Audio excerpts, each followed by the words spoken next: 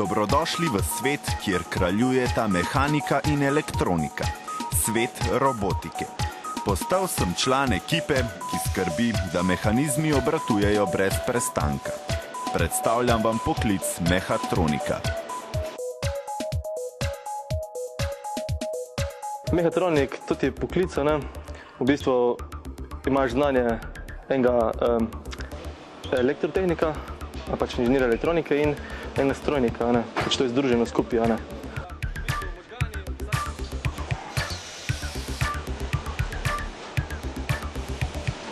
Zakaj potrebujemo človeka, če njegovo delo lahko opravlja robot oziroma mašina velikosti vaše dnevne sobe? Ne boste verjeli, ampak tudi stroji potrebujejo človeško pozornost. Mehatroniki so zdravniki za robote.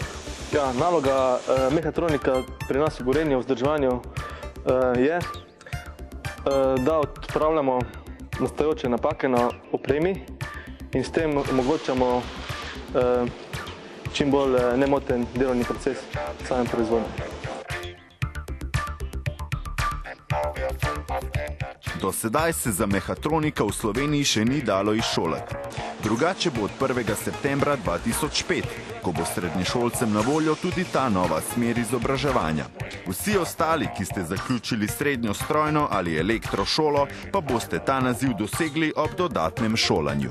Priporočal bi vsem gledalcem, ki zanima tehnika in to, da se vpišejo, ker tudi potrebe po teh kadrih, tehničnih so zmeri večje, in po tudi ne bo potem problem za zaposlitev.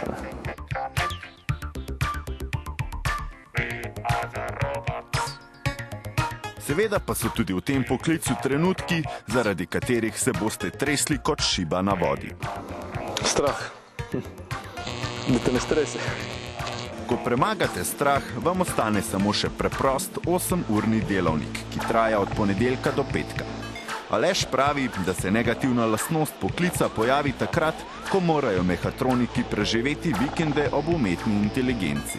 Ko je proizvodnja ne dela, ko je doma, ko stoji oprema, takrat mi ne delamo kakšne posege na opremi. Se pravi, samo čakaj sobote, nedelje, praznike. In to včasih je recimo negativna lastnost, da pač tudi moš takrat svoje delo upravljati, razne preventive in tako naprej. Pa se doteknimo še glavnega dela, ki vas lahko motivira za specializacijo tega poklica. Plača. Za denar, ki ga dobite, morate dnevno prehoditi kilometre in kilometre. Odvisno od dneva. Včasih naredim tudi več kilometrov, v dan včasih pa tudi manj. Odvisno od problemov v proizvodnji. Kot si povedal, je pa hala zelo velika, in celo Gorenje, tudi bi že rabo skoraj kolo včasih. Mogoče boste v prostem času izdelali robota, ki vam bo opravil avto. Toda poklic mehatronika vam ne bo zagotovil milijonov.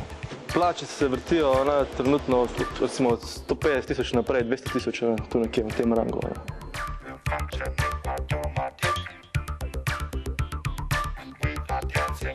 In še vabilo za vsa dekleta, ki si želijo pozornosti.